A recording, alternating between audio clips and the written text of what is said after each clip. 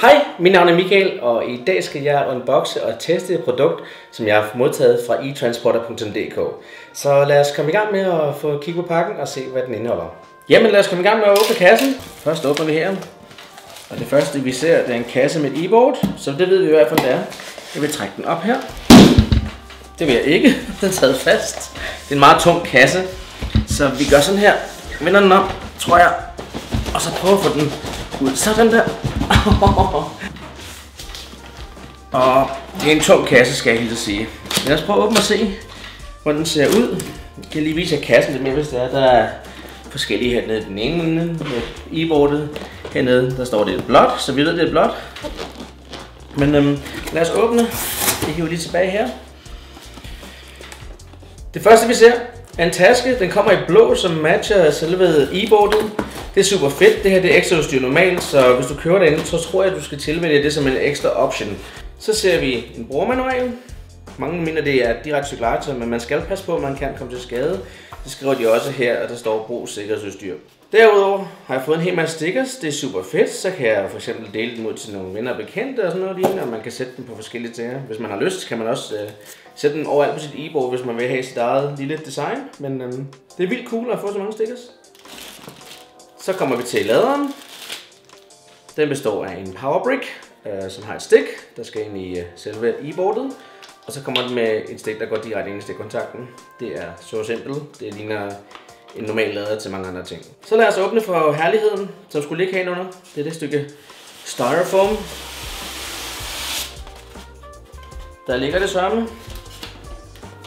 Det er pakket godt i en pose.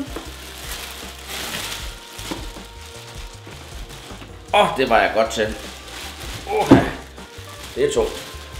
Sådan ser det ud. En rigtig fed metallic blå farve. Jeg kan se, at e-board allerede har sat stikker på, så man kan i hvert fald se, hvor det kommer fra. Det, som jeg synes er rigtig fedt ved den her model, det er, at den har sådan en bomber heroppe på. Jeg har set mange andre videoer, hvor folk de har kørt på det, og det er rullet rundt, og det blev meget ridset på oversiden. Det får vi ikke med den her, fordi den har sådan en beskyttelses... hvad man kalder det? En liste nærmest. Lad mig fortælle lidt mere om det, mens vi gør os klar til at skal teste det. Jeg har aldrig prøvet sådan noget, så det er meget spændende. Så for at fortælle lidt mere om e-board, det fungerer ved, at vi har 2 tryksensorer, der sidder heroppe. Når man jogger på dem, så bliver bordet aktiveret. Og det er jo et balanceboard, så hvis du lænder fremad, vil det køre fremad, lænder du tilbage, lænder du tilbage. Hvis du vil dreje for eksempel til højre, jogger den ene fod ned, så kører den den vej, og så modsat. Så det er alt efter, hvordan du står. Den skal nok prøve at gøre det for dig. Jeg tror, at tanken i det hele det her, at man bare nærmest skal lade være med at tænke over det, og bare gøre det. Udover det, så har vi her på bagsiden, for at vise jer det, der har vi her ladestikket, som man påfører her fra din ladebrick. Det er ret simpelt at sætte i. Der er sådan en lille kant, der viser, at du skal sætte det i sådan, så du kan kun sætte det i på en måde. Og så har vi tændknappen, der sidder herovre. Men skal vi prøve lige at tænde det en gang her på bordet og se, hvad der sker. Så, nu er det tændt. Jeg kan se, at der er fuld strøm på. Og vi har herude foran, der sidder nogle lys, der tænder, når man trykker på de forskellige her. Ja, nu er der lys i den. Og nu kan jeg mærke, at den retter mig op. Når jeg trykker fremad, kører den frem. Og når jeg trykker baglæns, kører den tilbage. Så det fungerer. Og jeg er meget spændt på at komme op på det her. I kan også se, at den anden side gør det samme. Det er ret skægt, når du sætter hånden på, så kan du mærke, at den bare går i 0. Så det er, hvad det her drejer sig om. Inden vi begynder at køre på vores e-board, skal vi sørge for, at det er ladt op. Husk kun at bruge denne lader, som fulgte med til e-boardet, så vi er sikre på, at batterierne ikke tager skade under opladningen. Start med at tilføje strømstikke i din strømforsyning, og derefter vikle kablet ud, som skal sidde i e-boardet. Sæt derefter stikket i stikkontakten. Inden du tilslutter din oplader til dit e-board, skal du selvfølgelig sørge for, at boardet er slukket. Og husk, at strømstikket kun kan påføres på en måde, således undgår du kortslutninger og andre problemer. Kig på strømforsyningen og se, om den lyser rødt. Når den lyser rødt, betyder det, den lader, og lyser den grønt, betyder det, at din opladning er færdig. Opladningen kan tage alt fra 1 til 2 timer.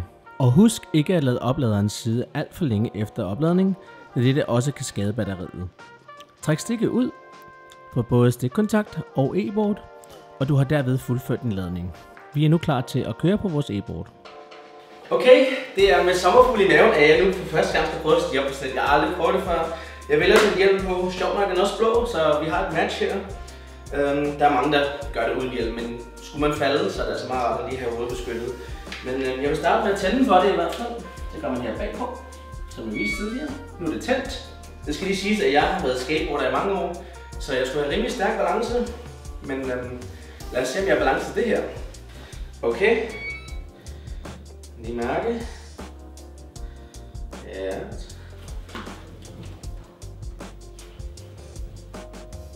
Prøv at dreje i gang. Ja, og den anden vej.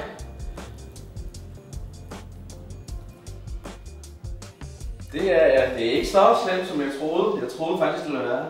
Jeg er virkelig bare at være afslappet. Nu prøver jeg lige at køre en lille tur fremad. Jeg tror faktisk, at det vil være nemmere med på sko på. Nu skal vi se, om jeg kan komme af. Jeg tror, det er noget med at tage den ene fod stille og roligt ned. Sådan der, og gå på. Jeg har også læst i manualen, at man skal sørge for at gå på bagfra, og ikke stige op herfra og gå sådan på. Så det er vigtigt. Stille og roligt. Prøv at se, om jeg kommer op igen uden at vælte. Så det gik meget bedre dengang. Det er sjovt at stå på. Jeg glæder mig i hvert fald til at komme ud og prøve det på mange forskellige steder. I hvert fald indtil videre. Positivt overrasket. Så er jeg kommet ud i vores skatepark. Jeg har ikke hjelm med i dag, fordi jeg har prøvet at køre en lille smule på det. Så jeg blev bedre til det. Men lad os prøve at sætte det ned og tage en tur rundt, så I kan se, hvordan man kører på det. Jeg starter med at tænde det her bagpå. Så biber det og viser, at det grønne ikon for batteriet er tændt. Sætter foden på og stiller mig op. Og lige stiller mig til rette. Læner man sig fremad, og så kører vi. Husk at holde armen ind og lige, når man ser rundt omkring.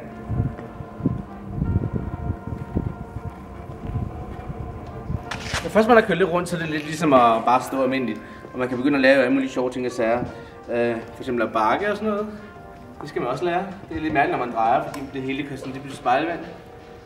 Men det hele ligger simpelthen i balancen. Og hvis man er rigtig god til det, så kan man begynde at lave sådan en sidelæns, hvor man kan nærmest køre sidelæns ved at gøre sådan her. Og den anden vej også.